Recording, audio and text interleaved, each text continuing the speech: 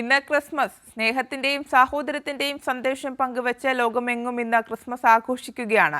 ക്രിസ്തുവിന്റെ ജന്മനാട് സ്ഥിതി ചെയ്യുന്ന ബത്ലഹേമിൽ ഉൾപ്പെടെ യുദ്ധങ്ങളും വംശഹത്യയും കൊടുമ്പിരി കൊള്ളുമ്പോൾ ലോകസമാധാനത്തിന്റെ സന്ദേശമാണ് ക്രിസ്മസ് പകർന്നു നൽകുന്നത്.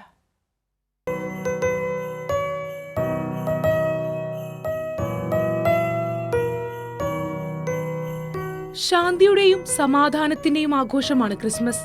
പുൽക്കൂടും നക്ഷത്രവും ഒരുക്കി ക്രിസ്മസ് ആഘോഷിക്കുകയാണ് ഇന്ന് നാടും നഗരവും.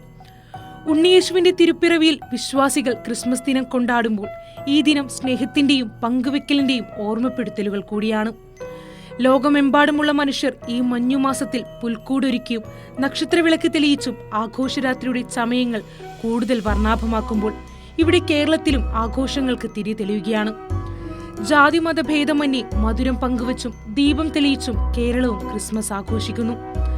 ആഘോഷങ്ങളിൽ വർഗീയത കലർത്താതെ ഈ ദിനം സ്നേഹത്തിന്റെയും സാഹോദര്യത്തിന്റെയുമാണെന്ന് മലയാളികൾ വിളിച്ചോതുന്നു.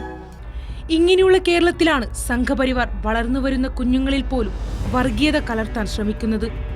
സ്കൂളുകളിൽ ഒരുക്കിയ പുൽക്കൂട് തകർത്തും കരോൾ ആലപിക്കുന്ന കുഞ്ഞുങ്ങളെ ഭീഷണിപ്പെടുത്തിയും സംഘപരിവാർ അവരുടെ അജണ്ട കേരളത്തിൽ നടപ്പിലാക്കാൻ ശ്രമിക്കുന്നു.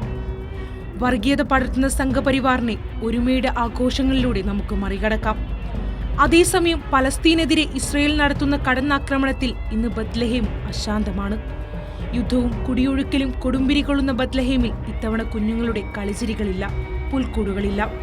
ഈ ക്രിസ്മസിൽ ബത്ലഹേമിലെ കുഞ്ഞുങ്ങൾ ചിരിക്കട്ടെ, ആ നഗരത്തിൽ പുൽക്കൂടുകൾ ആഘോഷരാത്രിയുടെ ചമയങ്ങൾ തീർക്കട്ടെ എന്ന് പ്രത്യാശിക്കാം. മാനവരാശി ഒന്നായി ആഘോഷിക്കുന്ന ഈ തിരുപ്പിറവി ദിനത്തിൽ ആകാശവും കടലും ഒരുപോലെ മന്ത്രിക്കട്ടെ.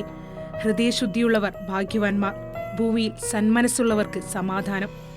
ശ്രീനിധി പ്രദീപ്, കൈരളി ന്യൂസ്.